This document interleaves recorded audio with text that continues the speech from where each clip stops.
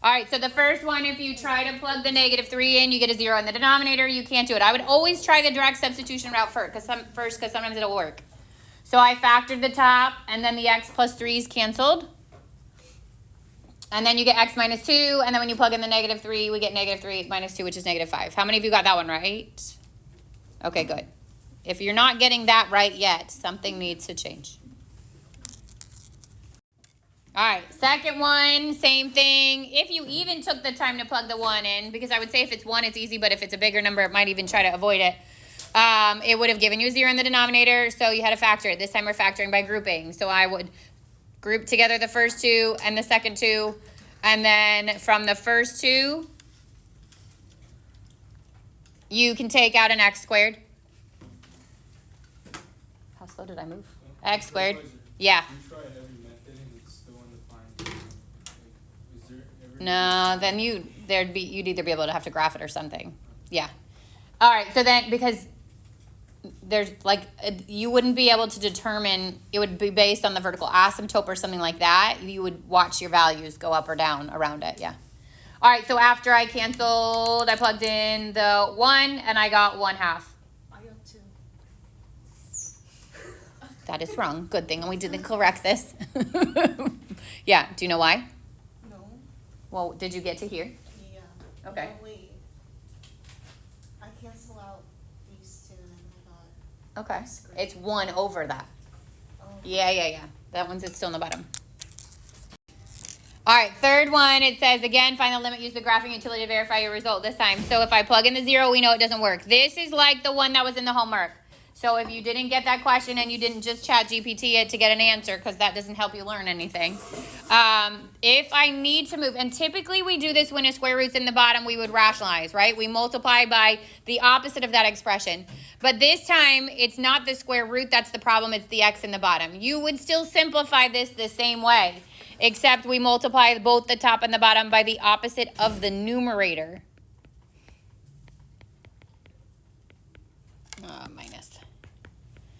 And in the numerator, it's the difference of 2 squares. It would be 1 minus the square of the square root of 1 minus x, which is 1 minus x. That minus goes to both. So it would be 1 minus 1 plus x. These cancel, and just x is in the numerator.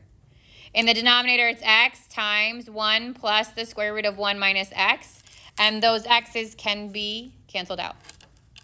And then I'd get 1 over 1 plus the square root of 1 minus x, and that we can plug 0 into. So I'm going to plug 0 in there, and I would get 1 over 1 plus the square root of 1 minus 0, 1 over 1 plus 1, which is 1/2.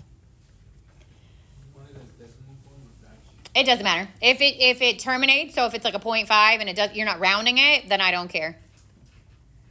All right, well, all right, then the last one is your piecewise function. So it says find the limit of f of x as it approaches -1. So I would say the easy one, which is the bottom because it's a line, I would just graph. That's +3 with a positive slope of 1. So my graph would look like this if I kept the whole line.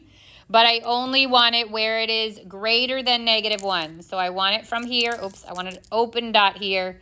And I want it pointed in that direction. I don't want to keep anything else to the left of it.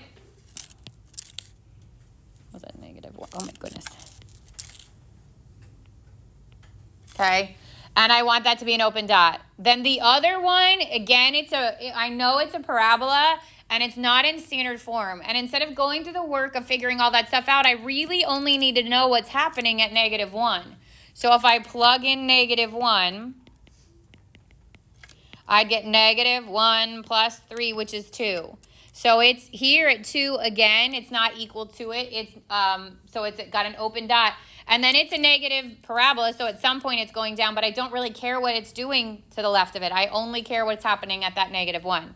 So at -1, what's the y value for both of those things? 2. If that was different, if there were 2 different values there, then it would be that the limit does not exist. But if they overlap, even if it's an open dot, that limit is still 2. Questions? So should you get a question about graphing, like it would be something like that, a piecewise function where you could literally just plug in a value and see it. So the limit one change, that negative 3 pi over 2 was either pi over 2 or whatever it is, but no matter what it was undefined. So negative 3 pi over 2 would actually be the same as pi over 2, right? Because positive 3 pi over 2 is at the bottom, it puts it to the top, and cosine is 0 there. So this is kind of like the same thought process as your square root. We have to move cosine out of the bottom. There's no way to move cosine out of the bottom just by like multiplying by cosine. That doesn't move it, right? So we take the one that has the expression, the 1 plus or whatever it is, and we multiply by the opposite. So I multiply both top and the bottom by the opposite, 1 plus sign. And in the top, you've got the difference of two squares again. So it'd be 1 minus sine squared over cosine times 1 plus sine. And then it wants you to think back to your identities, right? If you remember, you have an identity that is sine squared plus cosine squared. Good. So 1 minus sine squared, if I move the sine squared to the other side, is actually cosine squared.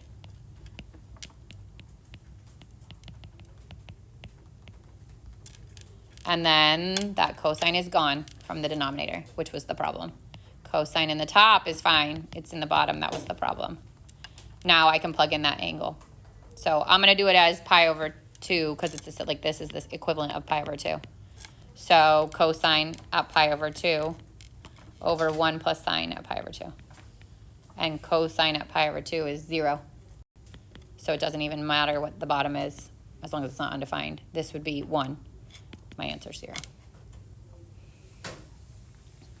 And that one, if you check, like if you actually look at the graph, it looks like a cotangent graph because initially that would be like cosine and sine. So it has like those squiggles. And as you're approaching negative 3 pi over 2, it'd be getting closer and closer to the intercept, which was at 0. So